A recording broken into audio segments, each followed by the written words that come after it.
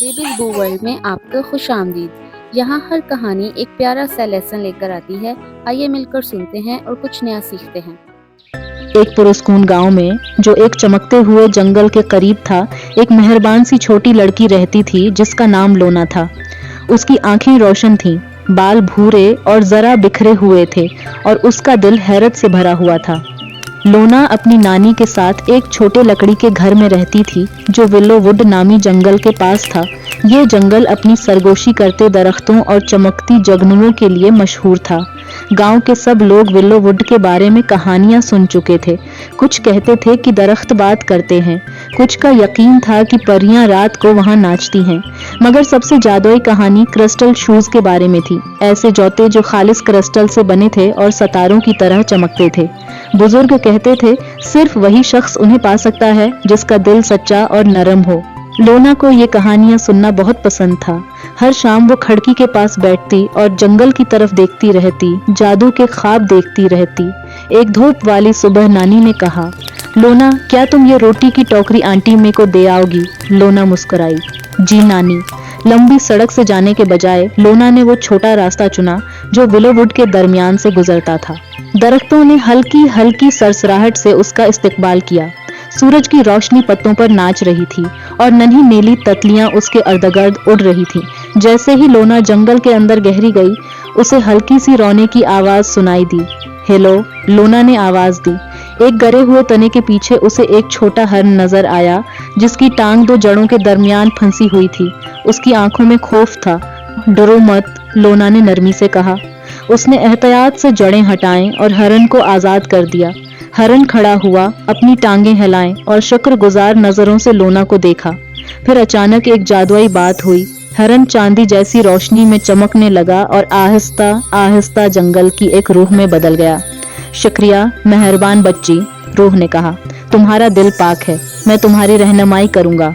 वो रूह लोना को जंगल के और अंदर ले गई, एक छिपी हुई खुली जगह तक। दरमियान में एक पुराना विलो का दरख्त खड़ा था जिसकी जड़ें चमक रही थीं। उन जड़ों के नीचे एक छोटा लकड़ी का डब्बा रखा था। रूह ने आहिस्ता से कहा, क्रिस्टल शूज तुम्हारे लिए हैं। लोना ने आहिस्ता से डब्बा खोला। अंदर वो सबसे खूबसूरत जूते थे जो उसने कभी देखे थे।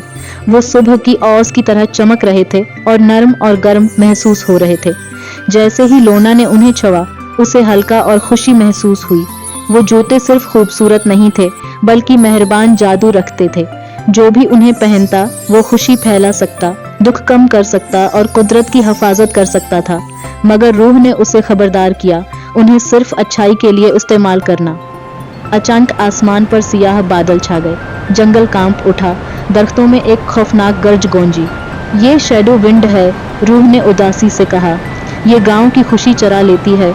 लोना का दिल तेजी से धड़का, मगर उसे नानी की बात याद आई। बहादुर बनो और मेहरबान रहो। उसने क्रिस्टल शूज पहन लिए।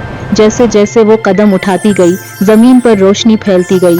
फूल खिल उठे, दरख्त सीधे खड़े हो गए और अंधेरा आहिस्ता आहिस्ता खत्म होने लगा।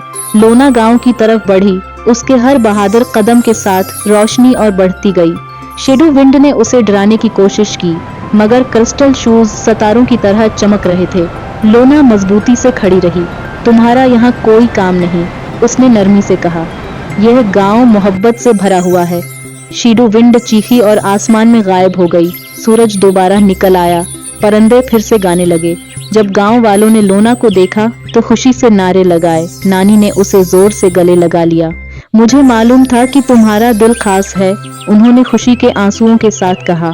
लोना ने क्रिस्टल शूज अपने पास नहीं रखे। वो उन्हें वापस विलो वुड ले गई और पुराने दरख्त के नीचे रख दिया। उस दिन के बाद विलो वुड रोशन और खुश रहा।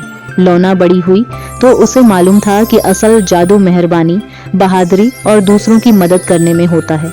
और कभी कभी जब चांद ठीक तरह चमकता है, बच्चे कहते हैं कि वो आज भी जंगल में क्रिस्टल शूज को हल्की रोशनी में चमकते देख सकते हैं, अगले मेहरबान दिल का इंतजार करते हुए। अगर आपको ये कहानी पसंद आई हो तो बेबीज बू वर्ल्ड चैनल को लाइक, शेयर और सब्सक्राइब करना मत भूलिएगा। मिलेंगे एक नई वीडियो के साथ, तब तक के लिए बाय बाय।